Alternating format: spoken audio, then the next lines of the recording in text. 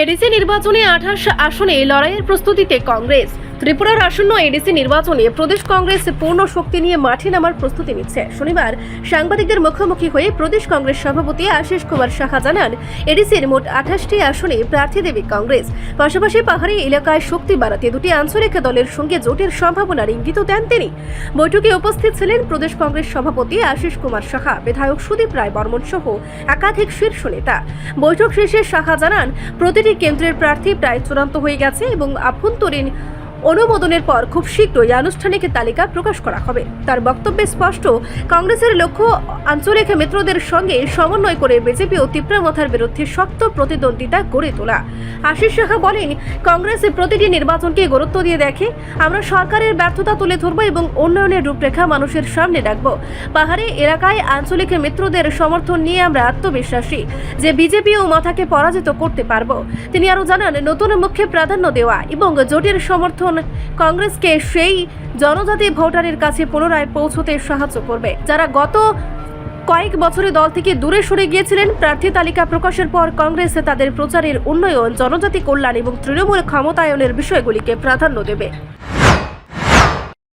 আগামী 12ই এপ্রিল এই রাজ্যে TTADC Tripura tribal autonomous area autonomous district council নির্বাচন, এই নির্বাচনকে সামনে রেখে কংগ্রেস দল সব কয়টি আসনে নির্বাচনে প্রতিদ্বন্দ্বিতা করতে যাচ্ছে। আমাদের সঙ্গে আরও দুটো রাজনৈতিক দল, ছোট ছোট দল হলেও তাদের এই রাজ্যে একটা শক্তি বিভিন্ন জায়গায় আছে, তারাও আমাদের সাথে সহযোগিতা করার জন্য এগিয়ে আসছে। আজকে এই ব্যাপারে চূড়ান্ত সিদ্ধান্ত হবে।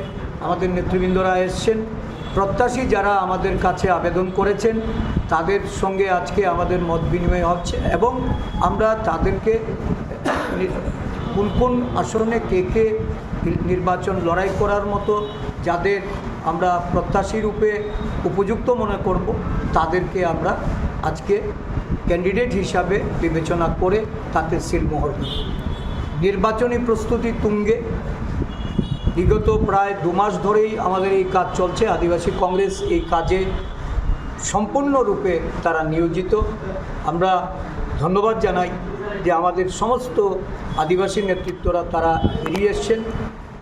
তারা জাতীয় কংগ্রেসের শক্তিশালী করার জন্য, জাতীয় কংগ্রেসকে এগিয়ে নিয়ে যাওয়ার জন্য এই রাজ্যে আদিবাসী জনগোষ্ঠীর মানুষের কাছে এই বার্তা তারা দিতে চাইছেন যে কংগ্রেস দল পাহাড়ে ঘুরে দাঁড়াচ্ছে, কংগ্রেস দল এই নির্বাচনে পূর্ণ প্রস্তুতি নিয়ে মাঠে নেমেছে।